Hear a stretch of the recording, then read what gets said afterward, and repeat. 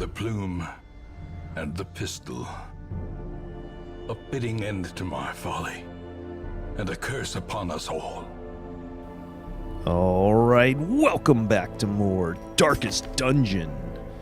This is episode 18, week 40, getting underway. And we're starting off with a pretty disturbing town event. Heresy in the blood, Devatron. An excommunicated madman has responded to the growing infestation in kind. Fueled by conviction, he is merciless and plies his trade with extreme prejudice. The fanatic will stalk parties with infected heroes.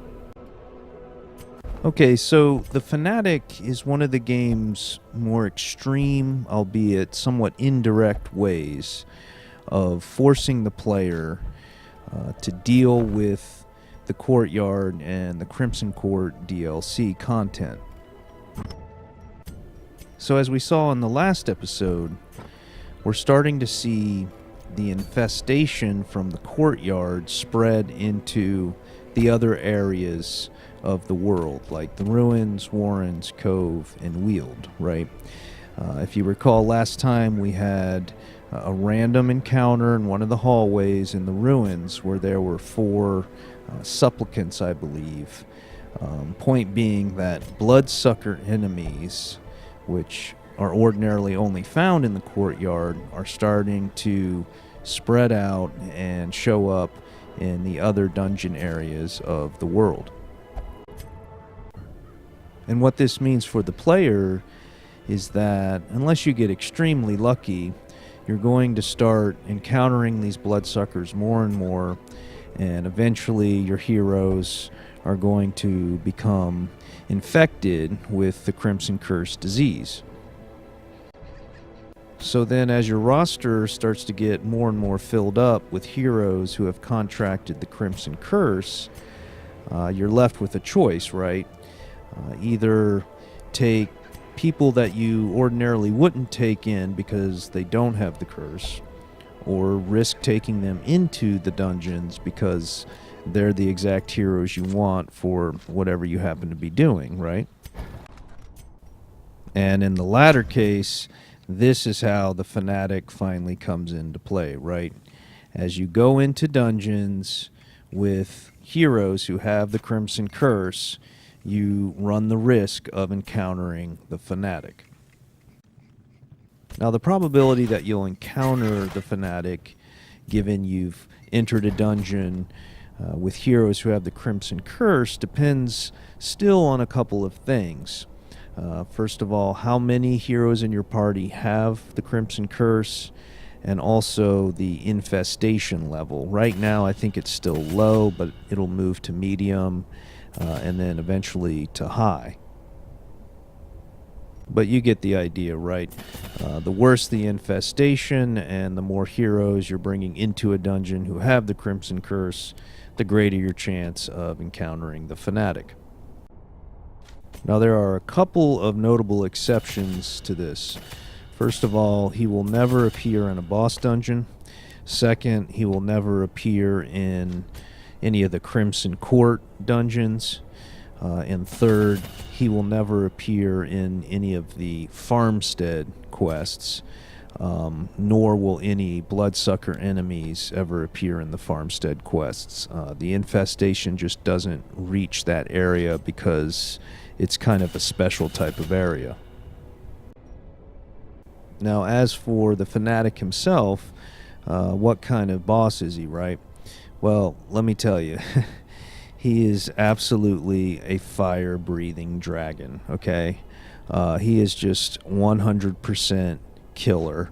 He's harder than any boss in the game. He's harder than any of the Crimson Court bosses. He's harder than the final fight of the whole game.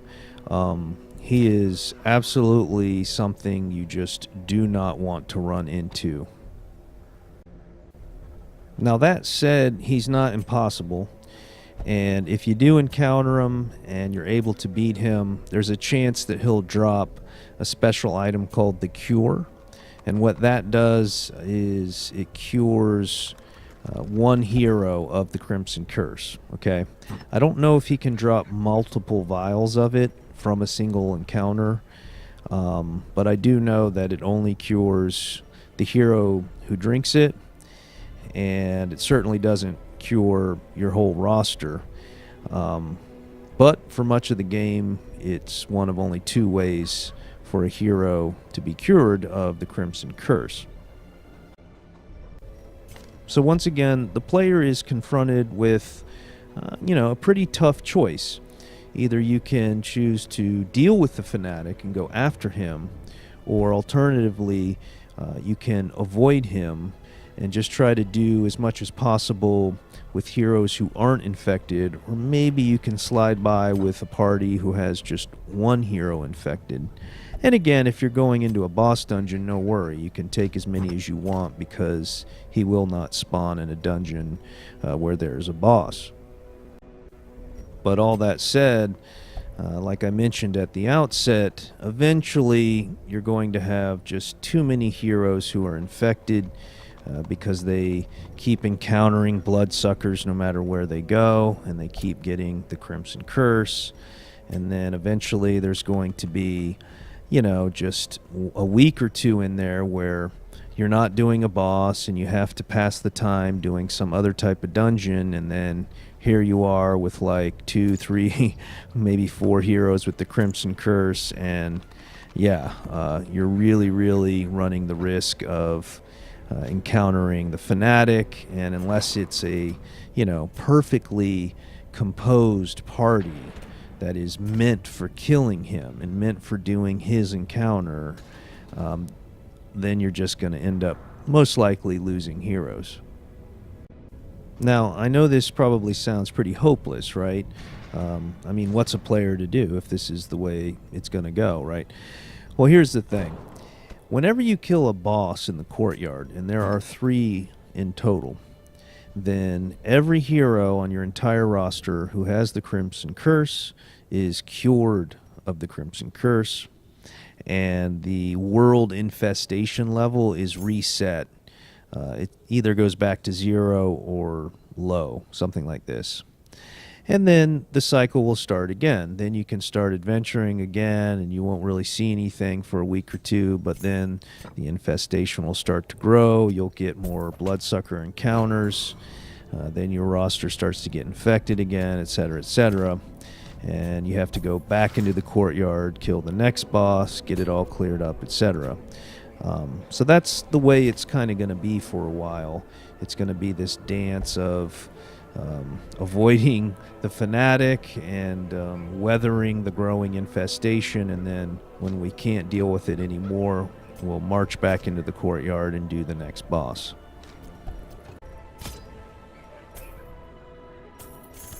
Alright, so enough talk about the fanatic.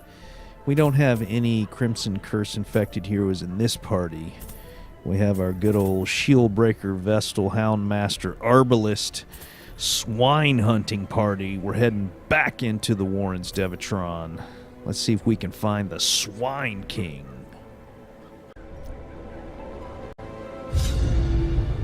My first attempts at summoning were crude, and the results disappointing. I soon found, however, that the type and condition of the host's meat was a critical factor. The best results came from pigs, whose flesh is most like that of man.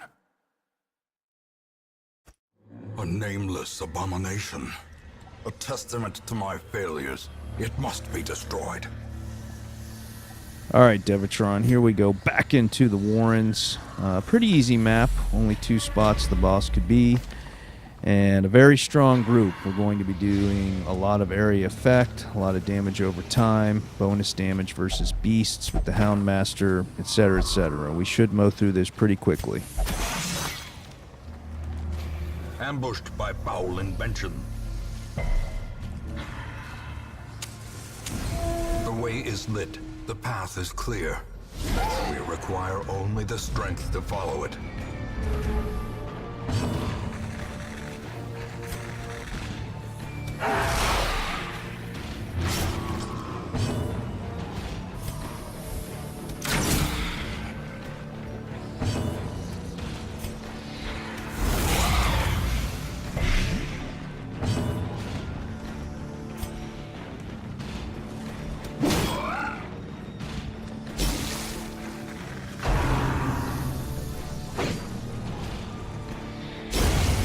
death by inches.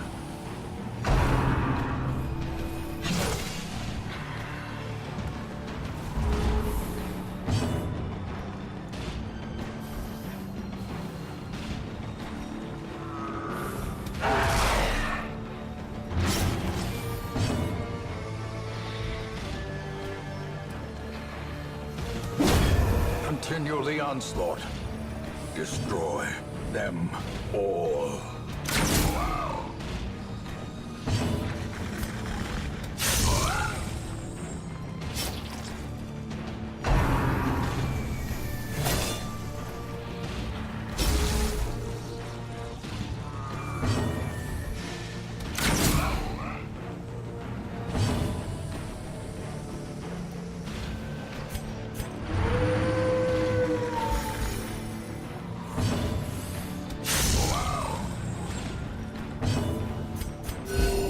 Compassion is a rarity in the fevered pitch of battle.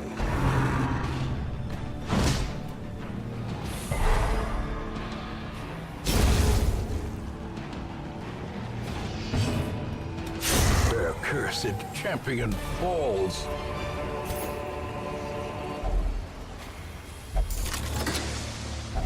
Wealth beyond measure, awarded to the brave and the foolhardy alike. All right, so a nice first fight there, and the hulking Swinotar Devatron, new enemy type. You can see as we level up these dungeons, they're getting harder and harder. Finding the stuff is only the first test. Now it must be carried home.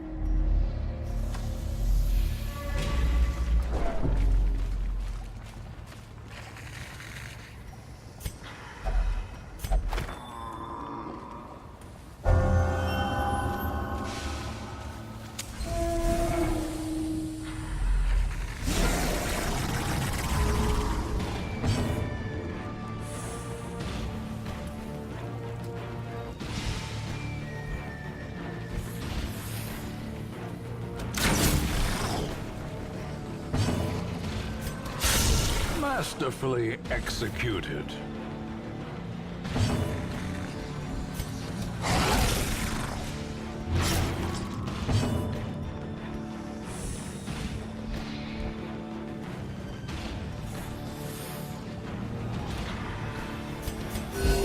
Soothed.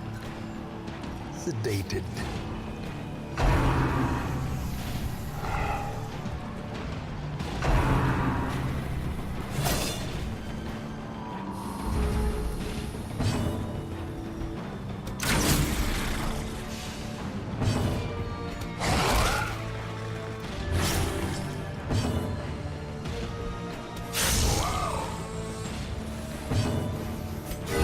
Momentary abatement.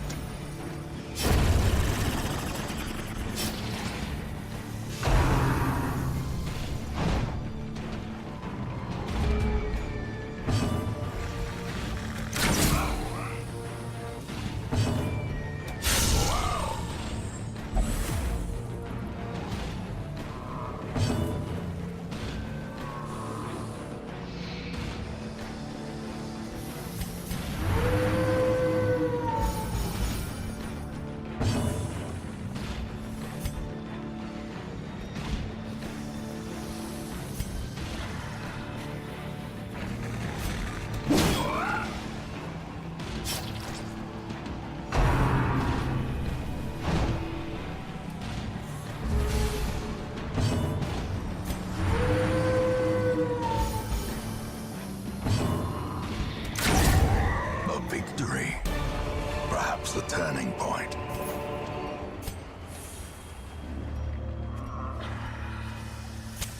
The light. The promise of safety. All right, and another new enemy type there, Devatron, the large corpse eater. Those can also be very dangerous, so you're better off killing them as quickly as possible instead of leaving them for later.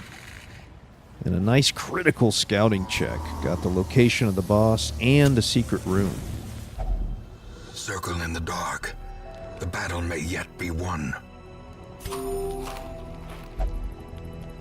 The fangs, they feel ever nearer, Devatron. There is our customary Shieldbreaker bark while resting, letting us know that we are going to get a flashback nightmare sequence.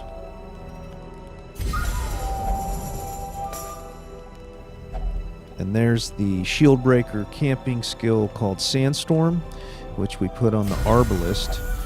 And if you recall, that prevents her from being marked for the next 4 battles. So if you recall this swine boss encounter, there's the little pig Wilbur who's going to try to mark everybody. So now the Arbalist can't be marked. And as for the rest of the party getting marked by Wilbur, the Arbalist can use her ability Rallying Flare to remove it. As for the other camping skills, we use Snakeskin on Vadaville. That'll increase her protection and max hit points. And there we use Snake Eyes, which gives the other 3 party members plus 15% armor piercing, so they'll bypass enemy protection. And then we used Adder's Embrace on Vadaville. That'll increase her chance to blight as well as her blight resistance. And then for our last 2, we lowered the incoming stress on Vadaville by 15% to help deal with this highly stressful flashback nightmare encounter.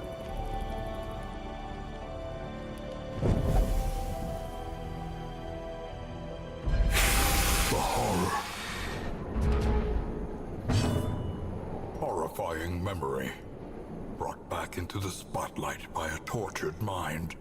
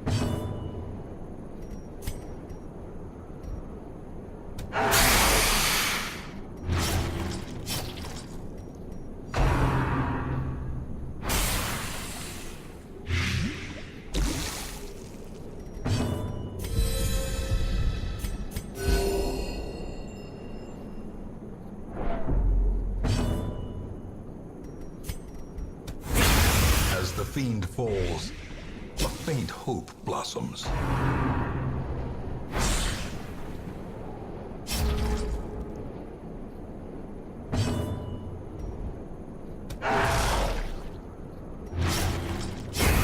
The slow death, unforeseen, unforgiving.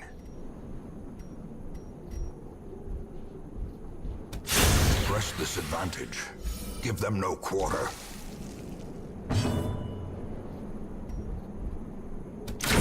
Their formation is broken. Maintain the offensive. As the wagon careens along the mountain road, I make my choice. I will not go to the Vizier. I will not be this man's prize, his plaything. With practiced grace, I slip my bonds and lunge for the open air. The wagon teeters and the guard shouts. Wheels lift. Horses panic. All right, so another successful Shieldbreaker flashback nightmare, and with it, a beautiful thing, 4 of 7. And some nice loot otherwise, 2 Aegis scales in there. As for the Shieldbreaker trinket, it's called the Fanged Spear Tip. It's considered rare, and it's decent if you're attacking marked enemies, but if you're not, it's actually not very good. And because of that, I never use it. And notice in the room here, there is a Bone Altar Curio, which I intentionally saved until after we rested. That way we would be able to have the buff for the boss fight, and I'm going to put it on our Shieldbreaker here now.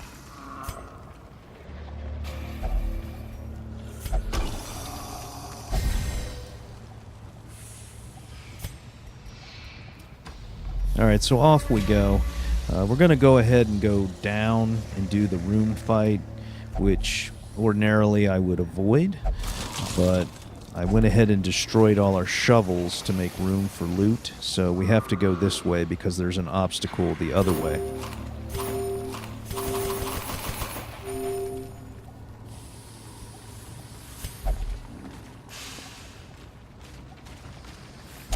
The match is struck. A blazing star is born.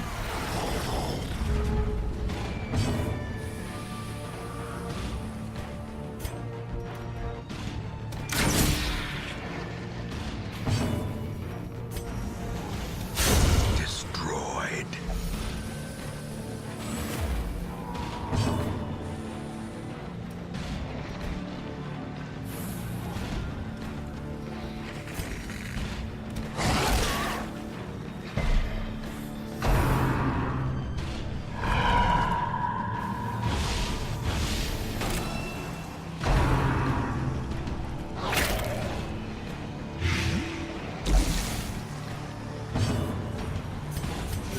The wounds of war can be healed, but never hidden.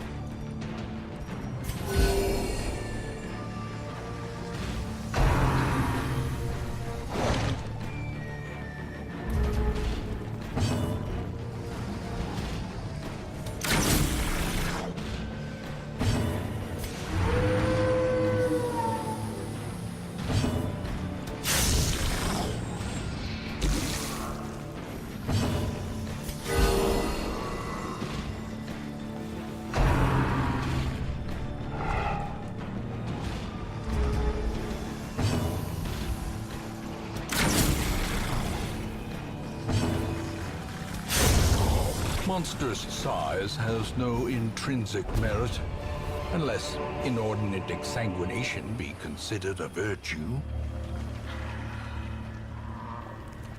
Alright, gambling a little bit there, leaving a marked Shieldbreaker to just go ahead and take a Tentacle Devourer. Now, we got lucky and she dodged, but if one of those Tentacle Devourer attacks lands on a marked companion, it can do a lot of damage, and I've seen it crit and actually just take an entire health bar down in one shot. So that was a little risky, trying to just recover the whole time with the Houndmaster and heal some of that stress on our Shieldbreaker was a little bit risky, but looks like it paid off. So on to the secret room, Devatron.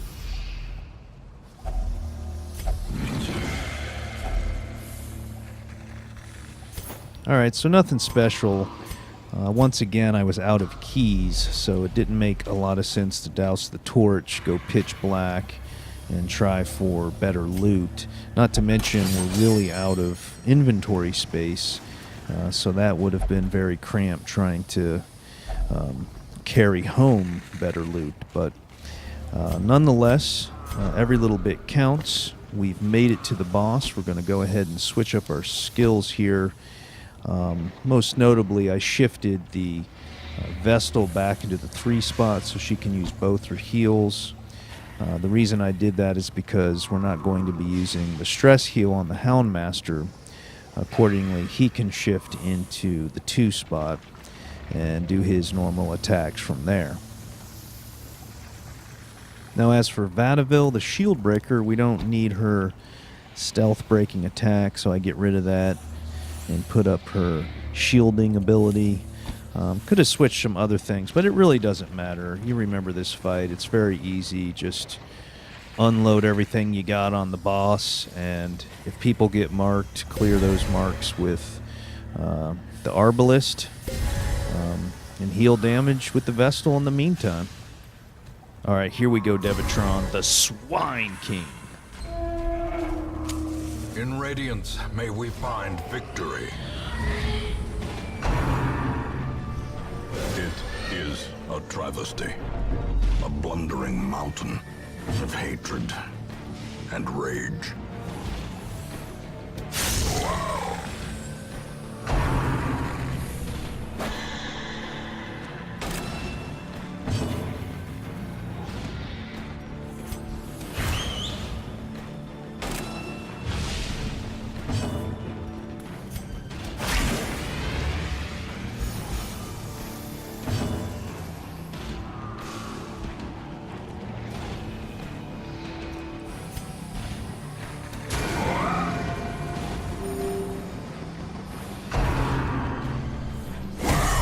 Death waits for the slightest lapse in concentration.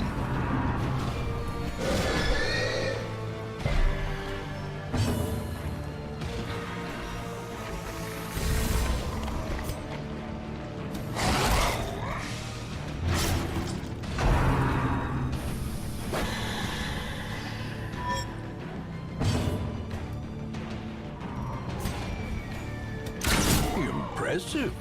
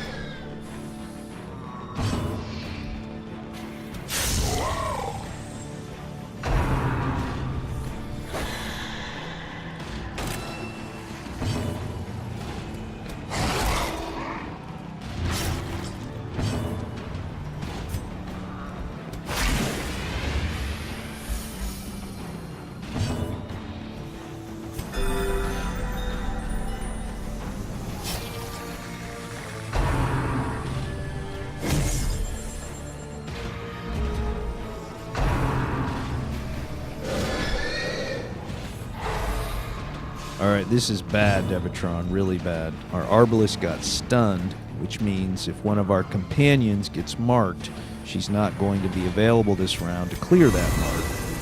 Accordingly, I go defensive here and use Serpent Sway on Vadiville, which will set up a block in case she's the one that gets marked. And lo and behold, she was the one who got marked. So when the very dangerous Obliterate Body attack comes on her, it's going to get blocked, and she's not going to take marked damage from the boss.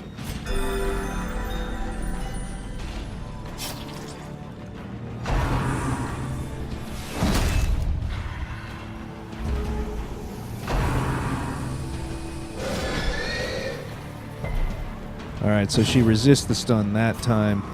It was unlucky that she got stunned, but very lucky that Wilbur chose to go after Vadiville with the mark because she's the only one who had any kind of countermeasure available. It was preemptive and overly defensive, but we got lucky in the end and it worked out.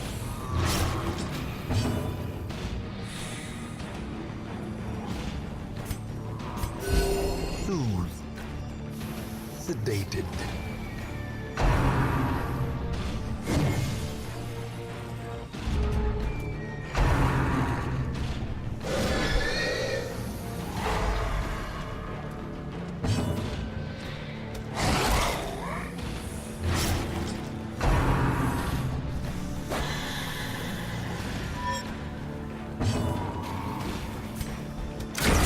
Thing is even more horrible in death. Liquefaction cannot come soon enough.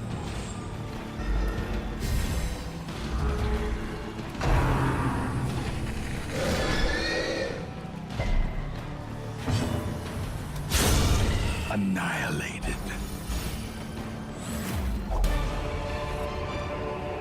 Seize this momentum. Push on to the task's end. All right, some good stuff there, Devitron. And you can see that even though the group handled it fine, these fights are getting harder and harder. The dungeons are getting harder, they're getting higher level, the bosses are getting harder, so we better do our homework and come prepared. Swine King is down.